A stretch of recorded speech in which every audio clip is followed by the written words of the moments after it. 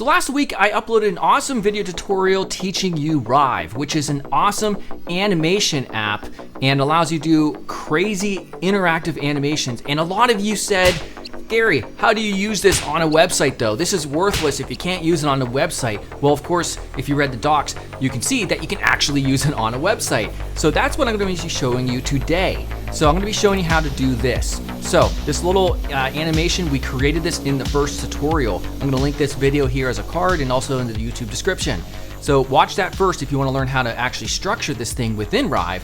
Then we're going to export it and use JavaScript to make it do this. So upload file, look at all this fancy stuff. It's a pretty simple example. It'll come back down and resume. So there's a lot of really cool things you can do with JavaScript to control all the different animation states. So as always, make sure to subscribe. Let's get started.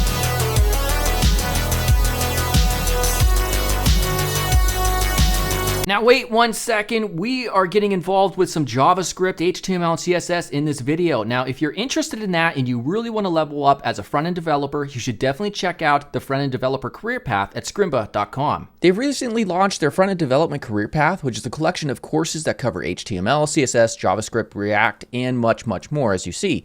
It's over 75 hours of awesome content. There are hundreds of interactive coding challenges, and it's all geared towards helping you go from beginner to someone that's hireable as a front-end developer. So click on the very top link here in the YouTube description to get access to the front-end developer career path at scrimba.com.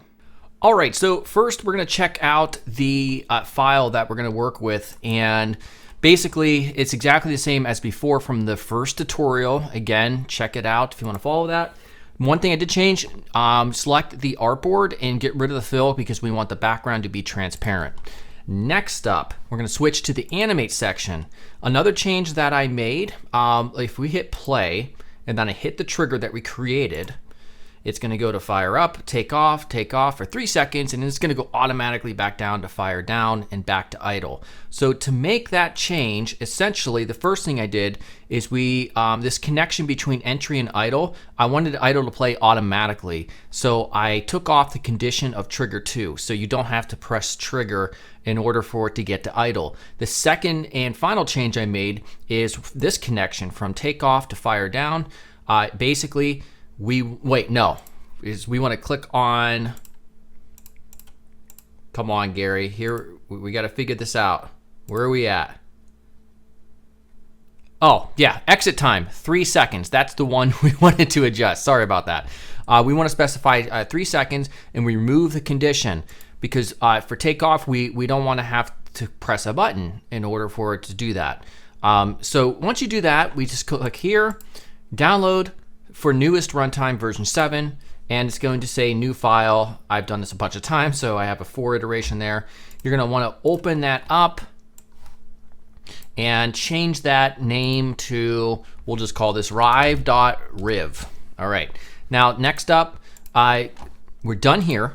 Now we can go to Visual Studio Code, and what we'll do is, oh yeah, by the way, I've linked up a CSS file, main.css. It's empty. We don't even have to use Sass. There's only a few rule sets that we'll use.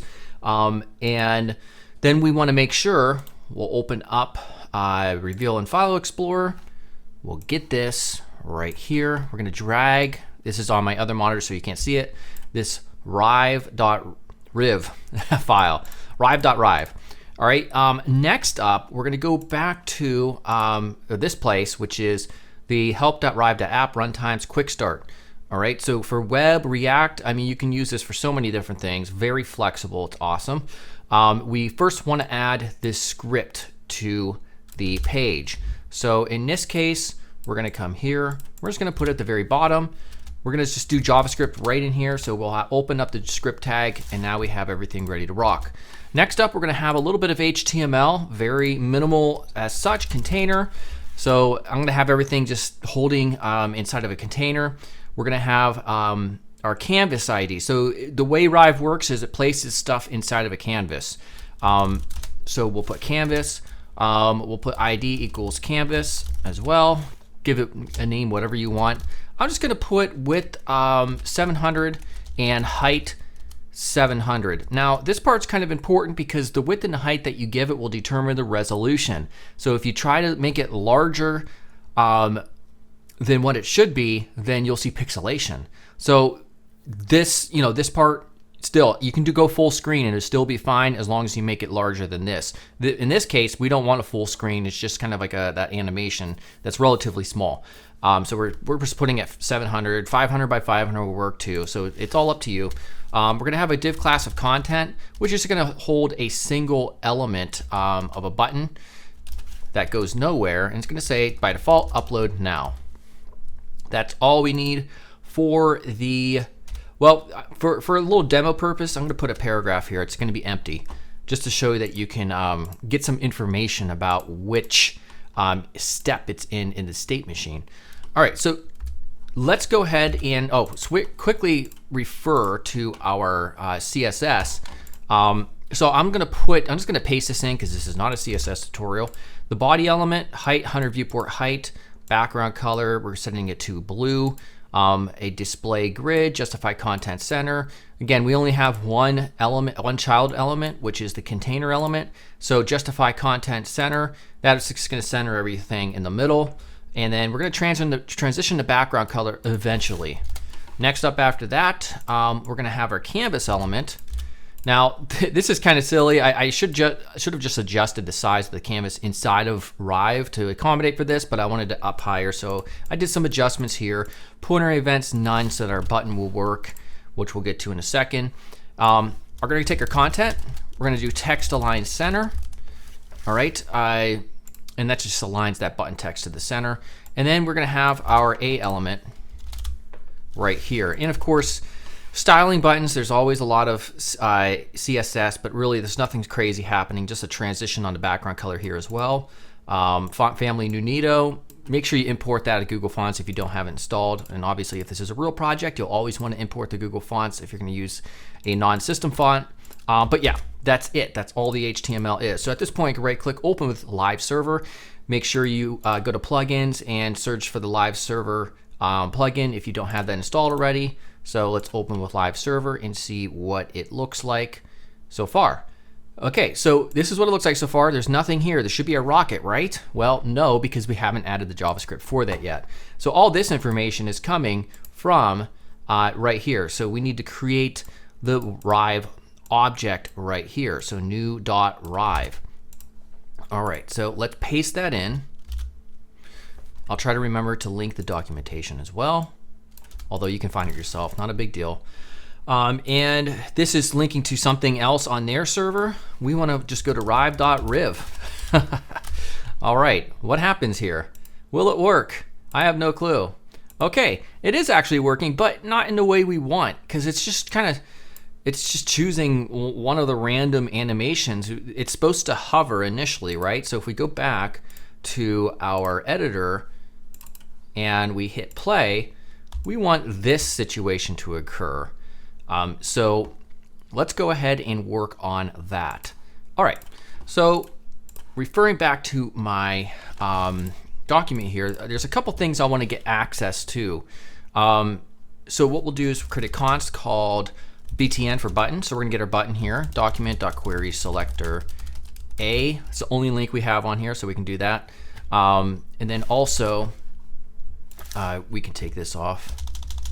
This one's going to be state name, because we can get the state name as well. Query selector P for paragraph. That's the empty paragraph. All right, so then what we'll do under here, we're going to specify an actual animation name. So this is one of the ways that we can do this. So we're gonna put animations, and if we refer back to our document here, you can see we have a number of animations like takeoff and fire up, fire down. Now the state machine right here, it's not necessarily an animation, it's just a collection of those animations over here, and we're kind of tying together them in an intelligent way with the state machine. But you can't play individual animations. So if we wanted to play the takeoff animation, for instance, we just put in takeoff here, and we'll see if that works. So we go back to our document. All right, so is that takeoff? I want to make sure that's actual takeoff. Let's do fire down. There it goes. So notice it just plays it once in this case because in Rive, the Rive editor for the fire down and the fire up, it's not set to loop. The takeoff was set to loop, if that makes sense. All right, so that's how you can do that. You can play individual animations, but we don't want to do that. We want to get access to the state machine itself. So the way we'll do that is we're going to remove animations. We're going to put state machines. By the way, this is all in the documentation. We're going to put the name of the actual state machine. In this case, because I'm terrible, I name it state machine 1. I just left it by the default. That's what we want to put in. So we're going to put state machine 1.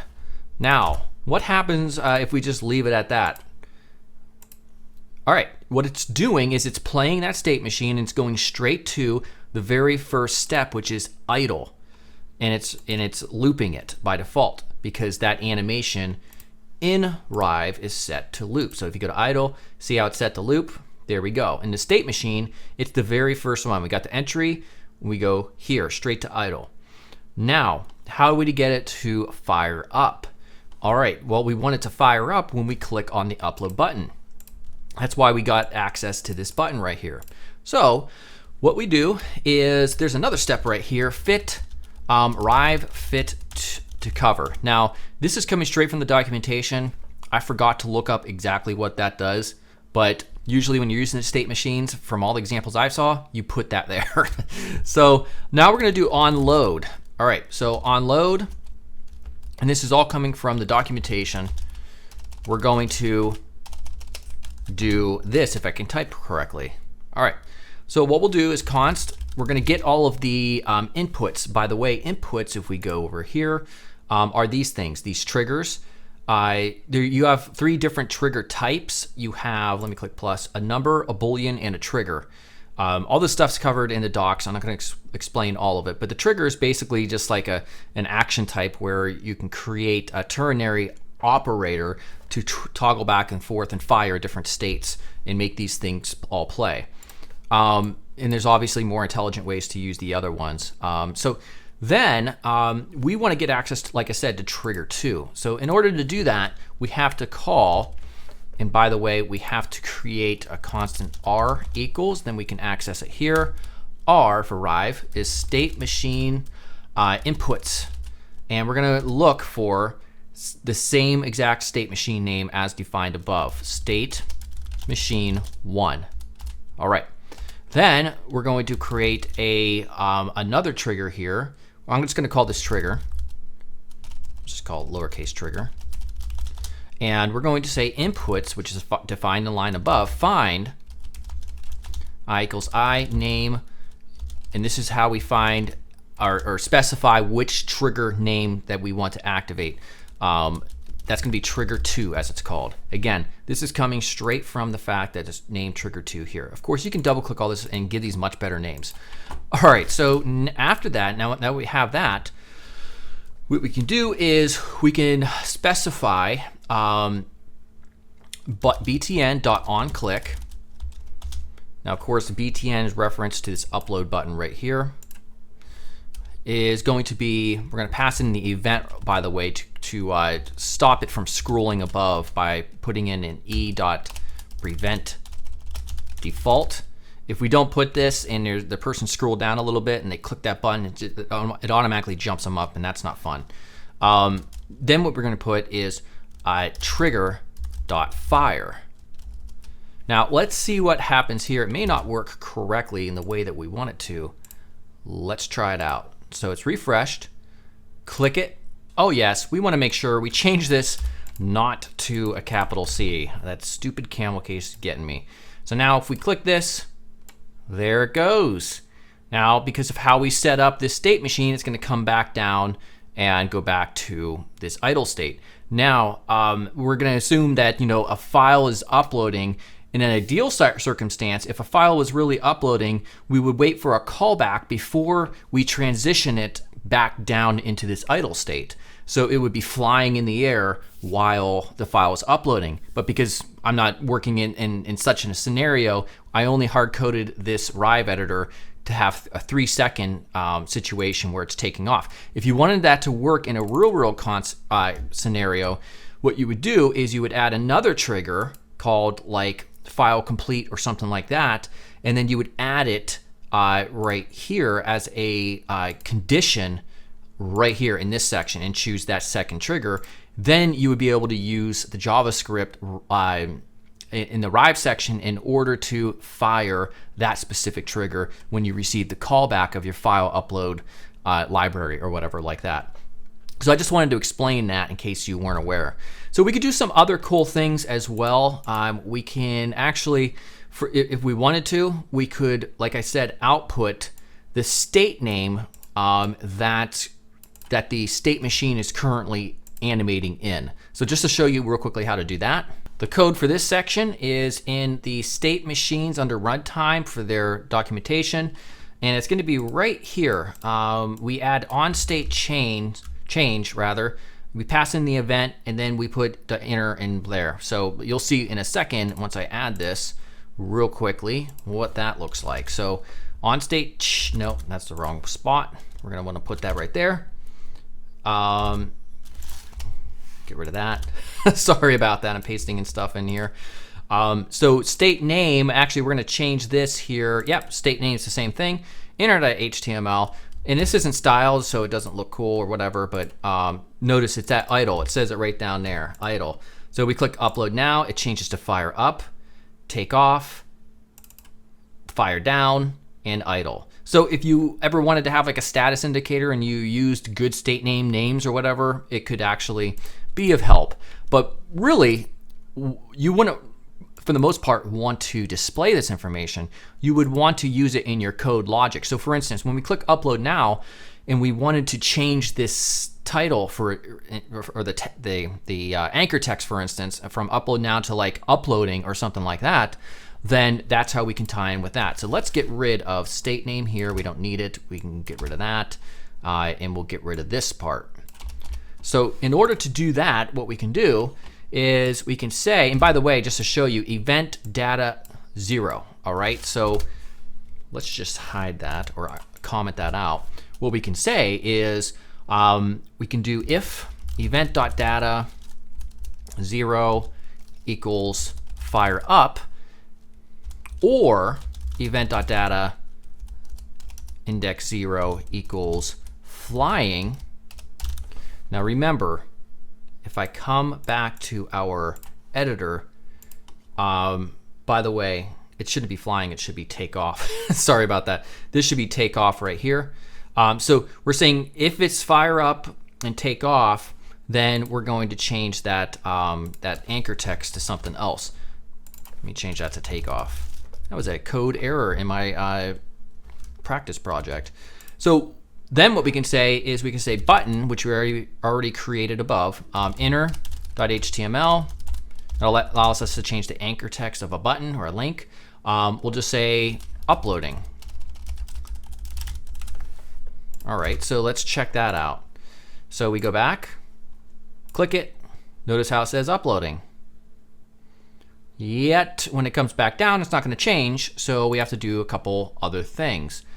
Then we could say else if, let me just copy this real quick, fire down,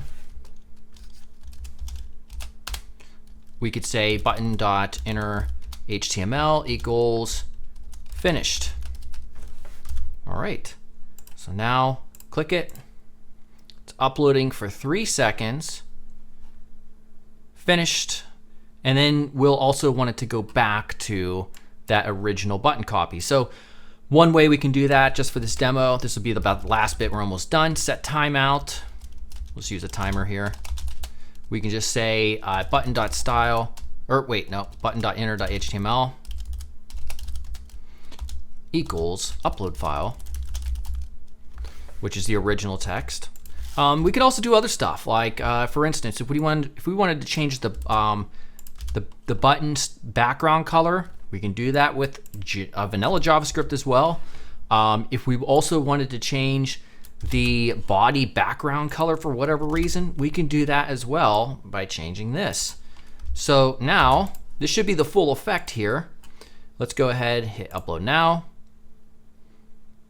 Uploading. Oh God, that didn't work. Oh, why? Because I'm slow. There's a second parameter, which is right there. Let's try that again. Upload.